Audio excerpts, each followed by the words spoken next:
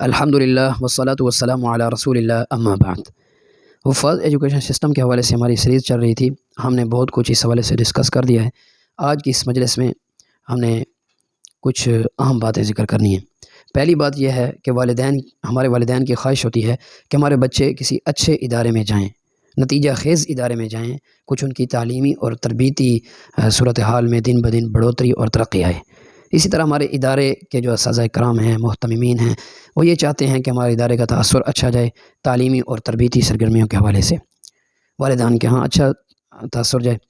تو جی ہاں، والدین کی اپنی جگہ پہ خواہش ٹھیک ہے، اور ادارے کے جو ذمہ داران ہیں کسی بھی مدرسے کے، ان کی خواہش اپنی جگہ پہ ٹھیک ہے۔ تو اس کے لیے کچھ ذمہ داریاں ہوتی ہیں۔ والدین کی ذمہ داری یہ ہے کہ وقتاً فوقتاً، مثلاً ہفتے میں ایک مرتبہ اپنی ترتیب بنا لیں کہ جہاں کہیں آپ کا بچہ زیر تعلیم ہے، وہاں جا کر وہ قاری صاحب سے، محتمم صاحب سے باقاعدہ جائزہ لیں، جسے جائزہ رپورٹ کہتے ہیں، کہ ہمارا بچہ کتنا آپ کے پاس حاضر ہو رہا ہے، کتنا غیر حاضر ہو رہا ہے،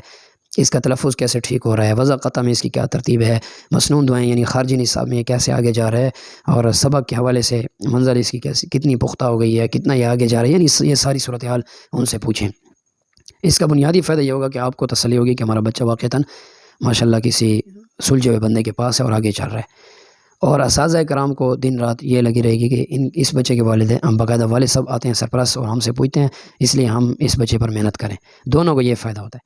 اور اساتذہ کرام کی ذمہ داری، والدین سرپرست ان کی ذمہ داری میں ذکر کر چکا ہوں کہ وقتاً فوقتاً اپنے بچے کے احوال طلب کرتے رہیں ادارے سے۔ اساتذہ کرام کی ذمہ داری یہ ہے کہ وہ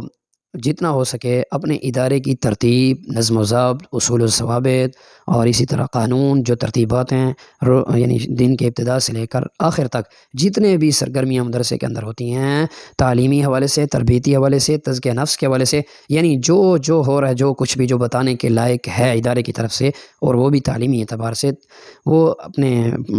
ادارے کے جو منتظمین ہیں، وہ اپنے پڑھنے والے بچوں کے والدین یا ان کے سرپرست ان کے سامنے ڈسکس کریں، ان کو بتائیں کہ جی ہمارے یہاں کیا کیا۔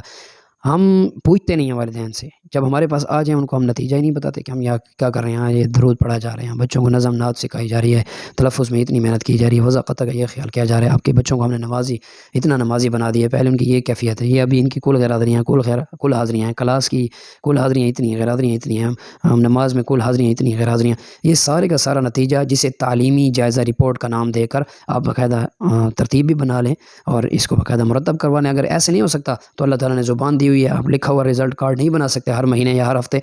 آپ کے مالی حالات ٹھیک نہیں ہیں، تو آپ جتنا ہو سکے اپنی زبان سے ان کو نتائج بیان کریں۔ اس کا بنیادی فائدہ یہ ہوگا ادارے کو اور والدین کو کہ کل نہ ہی یہ ادارہ کسی کو جواب دے ہوگا، اور نہ ہی یہ والدین کسی استاد کے گریبان سے پکڑیں گے کہ قاری صاحب ہم اپنا بچہ آپ کے پاس لائے تھے، آپ نے ہمارے بچے کو کیوں برباد کر دیا ہے۔ تو یہ دونوں طرف سے جو ہے ایک حکمت والا پہلو نظر آ رہا ہے۔ اگر ان چیزوں کو دونوں جو رشتے ہیں، مطلب اساتذہ کرام یا والدین سرپرست، اگر ان چیزوں کو اپنے سامنے رکھیں تو انشاءاللہ اللہ کے حکم سے بہتری سامنے آئے گی۔ وما علینا الا البلاغ المبین۔